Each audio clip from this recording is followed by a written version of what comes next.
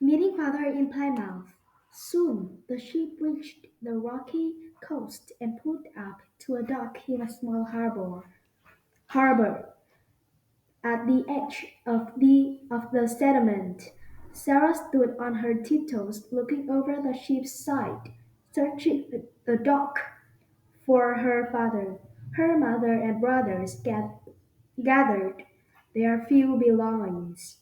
Everyone on the Handmaid was tired from the journey, but they were all happy to be off the ocean, and even more excited to join their loved ones.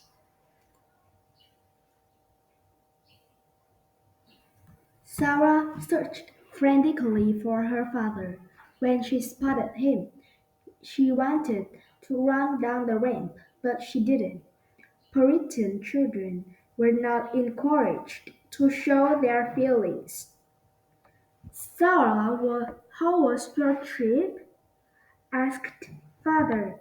Sarah was glad her father spoke to her, for she knew it would not be polite to speak first. Father, I have missed you so much. We were very worried about you. Sarah's mother and brothers caught up and joined the reunion. As the family gathered their belongings and walked toward their new home,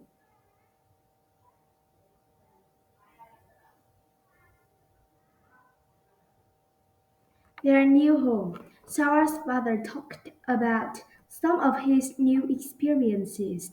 It has been very hard, but I have learned a lot, said father.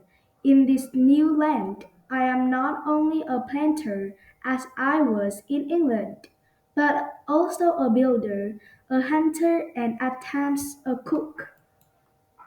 Sarah looked around her. Her new home looked a little like England, but it smelled different. Some of the trees looked the same, and there were rocks along the coast.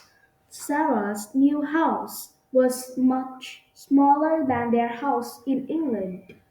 There was no glass in Plymouth, so the windows were made of waxed paper. In England, her home was made of stone, and here it was made of tree trunks and bark. Luckily, she had brought her own blanket from England, and it comforted her. The next day, Sarah helped her mother cook and sew, just as she had back in England, but they had to be very careful not to lose any of the small sewing needles because there was a limited supply. Her father and older brothers helped another new family build a house, with so many people of all ages helping. They were done in a couple of days. Soon her father was back in the fields, tending to the corn, beans, and squash.